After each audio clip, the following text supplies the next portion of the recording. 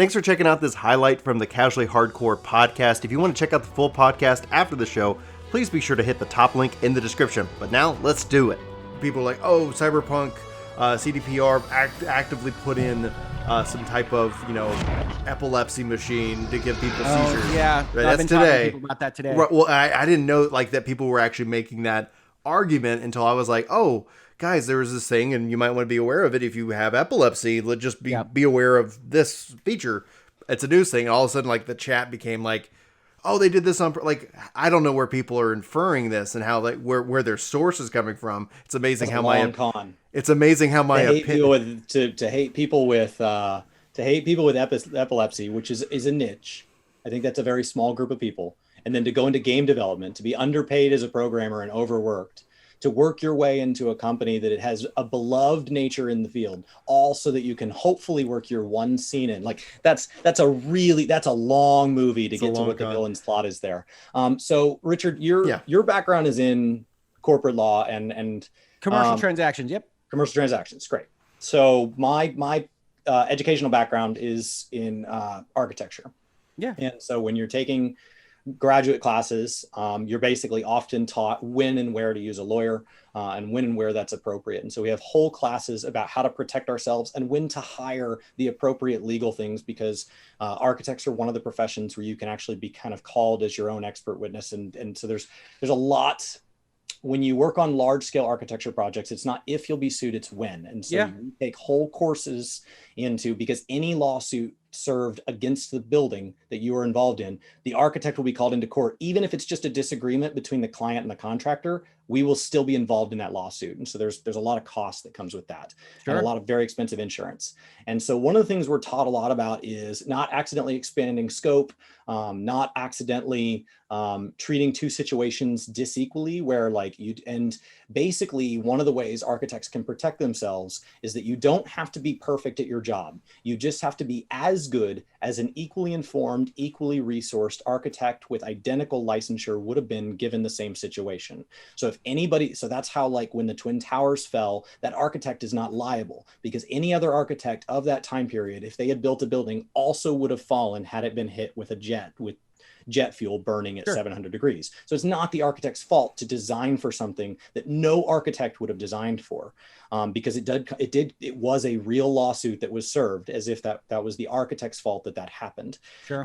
And so from my background, to be sympathetic to CDProjectRed here, and get to my question, is there a reason they had to act on this? Sometimes in architecture, you have to squish something, even though common sense says not to, because even though he didn't use game footage, if they became aware of this and chose to leave this up, another person who got a leaked copy from Best Buy could have used that as kind of propellant to put theirs out.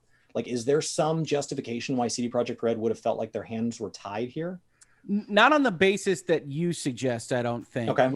Which is kind of to keep it down. If there isn't copyright infringement, there isn't copyright infringement, right? The opening question is, if you're just discussing things, and that's how it's been described to me, and CDProjectRed comes and rattles the saber, whether that's through a DMCA or not, then they're really threatening without a leg to stand on. And so far as if you're just talking about things, it's not infringement. If you're not using screenshots, if you're not using gameplay, if it's just a video of you talking, if it's just impressions, that's not copyright infringement, even if you're talking about the content of the narrative.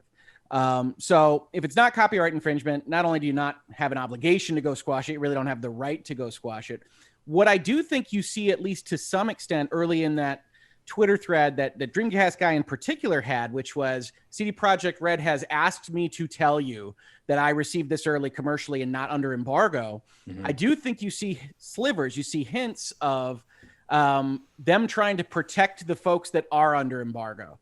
That when you've got an embargo contract, whether or not that's delivery or shipping or reviews, a lot of the times you'll have a provision in there that says, hey, if somebody breaks this, you can all break it, because it's not designed to keep you down. It's designed to help us control the messaging flow, but we don't want to advantage the ass that broke the thing rather than you. So they wanted to make clear, hey, Dreamcast guy didn't get one from us. This isn't an embargoed copy. IGN, please don't publish early. And I do think you get some of that, which is trying to control your contractual frameworks. The politics of that, of course, is also IGN or GameSpot or whomever saying, we're not going to get our lunch eaten by YouTube random here or the next 20 that are in Australia or wherever that Best Buy was sending these collector's editions to.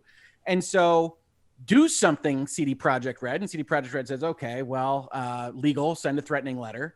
And, I say that it's probably not something they had a legal leg to stand on. Generally speaking, when you're talking about legal questions, you can frame something that gets you to at least it depends. And then your lawyers write a letter. And then if you're a 200,000 subscriber YouTube channel that doesn't want to have your livelihood stolen for 4 days of extra coverage, you say, okay, backing off. Mm-hmm. And so I don't like that. I don't like that structure. I don't think that's a terribly just way for these institutions to interact with each other, but you could certainly see how it happens.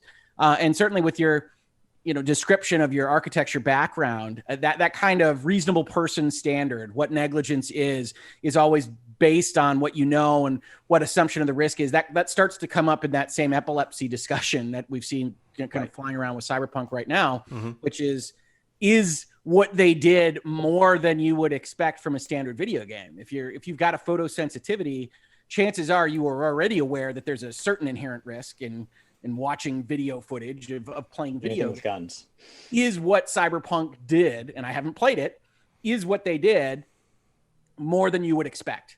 Mm-hmm. And certainly what's really odd is in some of this reporting, you see that they don't have a front and center warning, like before the licensing and things like that, where you usually see it. So that's one thing that's like, I've talked to a bunch of reporters today, and it's like, yeah, I would fully expect them to elevate their EULA warning up into that front page, because you at least want to get out from under kind of your product did physical damage to me, and I had no reason to know that would happen. So you get that warning out in front. And I think the Sony, I think the PlayStation, I think some of the hardware has some of those warnings baked in to their launches and to their license terms. If you go and you dig really deep into like the PlayStation legal terminology and things like that. But that really needs to be front and center. And so you get into that, what's reasonable? What is an assumption of risk? Okay, I can expect certain amounts of flashing lights, but if CDProjectRed, and I think it's much more accidental than intentional to the extent that they would have done it, if they did copy a helmet that induces seizures and just put it directly into their game, I should know about that. I should be told about that, because if I have that kind of sensitivity, that should be something I'm told. And they should definitely add a toggle and all these other things. But if the reviews make anything clear to me, at least, it's that this bad boy is coming in really hot. Yeah, it is coming in hot. Those toggles aren't there. Those warnings aren't there. We can expect them. We'll get the enhanced edition probably for free, knowing CDPR, next year. Mm-hmm. But right this second, they've got all these kinds of little niggling issues, and it's because they're clearly burning the midnight oil to get this thing out.